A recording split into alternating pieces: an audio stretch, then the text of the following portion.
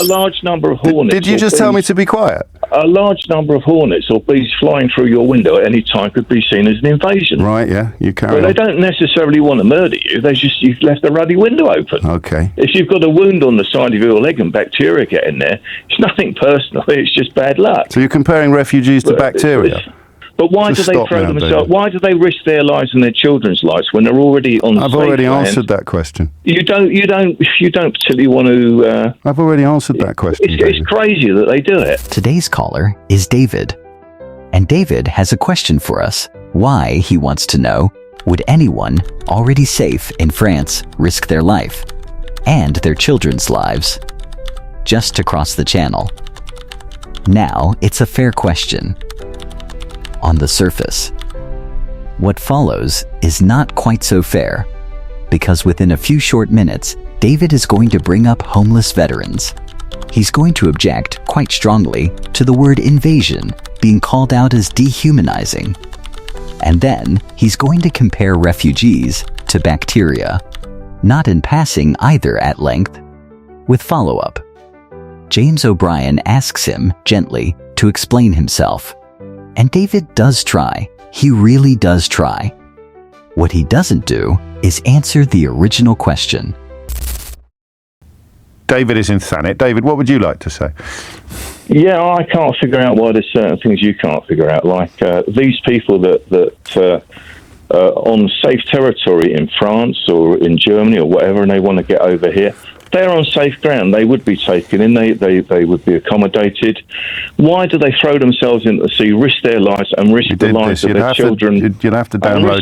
Risk the lives of their children by throwing them in as well. Yeah, I mean, you'd have to download. I'll give you a quick answer, but if you download yesterday's show, you'll get nearly 3 hours answering those questions, David. But the short answer is, if you ask them, they'll obviously tell you. The circumstances of their lives are such that the prospect of risking their lives in the Channel is preferable to doing the things that you've just described. But they're in France, they're safe. No, but I've answered your question. What's the point?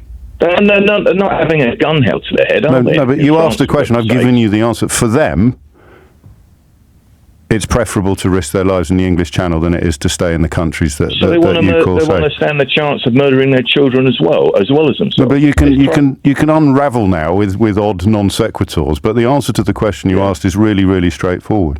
It's not my fault. It's not my fault that you don't want to hear it. This is straightforward.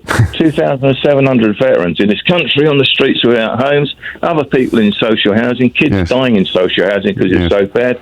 Charity begins at home. We should be compassionate about our own people. Why do you only ever talk about that?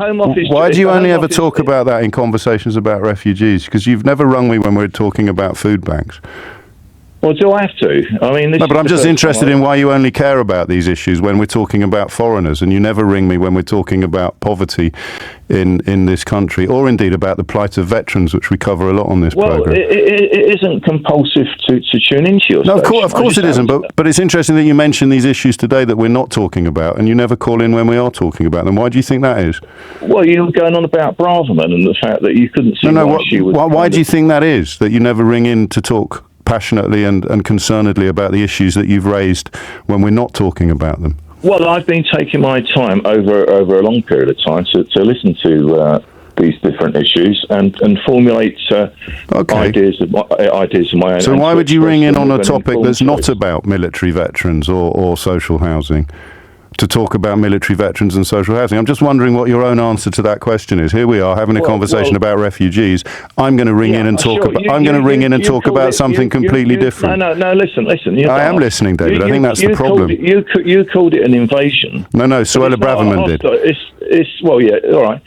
I think that's a disgusting word to use. But the way it was portrayed was as though, it's bad for her to say it's an invasion. Well, I think it's a disgusting word to use. No, quiet. A large number of hornets. Did you just tell me to be quiet? A large number of hornets. Did you just tell me to be quiet? A large number of hornets or bees flying through your window at any time could be seen as an invasion. Right, yeah, you carry on. They don't necessarily want to murder you. You've left the ruddy window open. Okay. If you've got a wound on the side of your leg and bacteria get in there, it's nothing personal. It's just bad luck. So you're comparing refugees to bacteria? No, but you are. You've done that straight away because I know where you're coming from. Okay. Yeah, you're deliberately doing that. Okay. Just run me through that, David. I just see them. I will. I see. Why have you mentioned bacteria in a conversation about refugees? Because of the word invasion.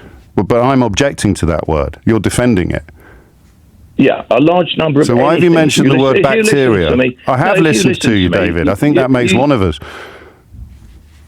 A large number of anything can be qualified as an invasion. Only if it's a threat. No, it doesn't. Large numbers, pal. You never talk about an invasion of Good Samaritans, do you? Or an invasion of angels.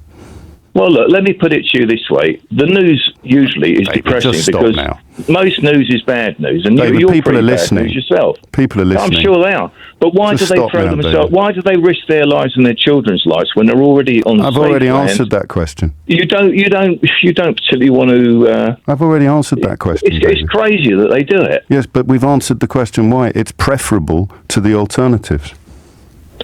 Well, I say again, charity begins at home. We shouldn't be too worried about them. They're already on safe ground in France and Germany. So why do we worry about them? Do you know, the more you repeat yourself, the worse it gets, not better. It doesn't. Only because of your own whatever you've got in the back of your head. Right. Your own brainwashing. Yeah. Yeah. I mean, most people spend most of their life in the back of their heads. Okay. And quite honestly, we can't afford to run this country at the moment as things are for our own people. Yeah. Let alone paying the bills for the rest of the world. Yeah. And these other people, as I said, are on perfectly safe ground. Yeah, but you keep saying that, and it's utterly irrelevant to the conversation that we're having. But anyway, you crack on and have a great day. Oh, well, good day. All right. David there, precisely the kind of people that Suella Braverman is trying to appeal to. So don't be like David.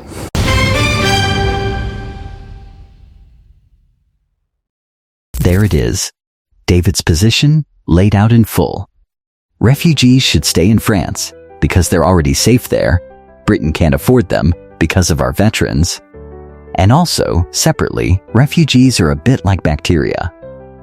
Worth noting, David didn't call in the last time this program talked about veteran homelessness, or food banks, or social housing.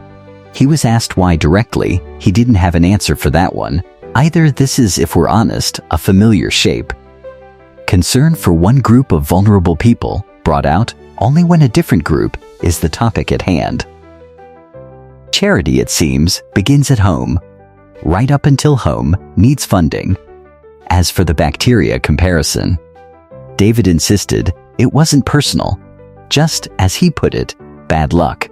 One rather hopes he never has to explain that phrasing to the actual people he was describing. James O'Brien didn't call David anything at any point in that call. He simply asked him to keep talking. And on this program, that tends to be more than enough.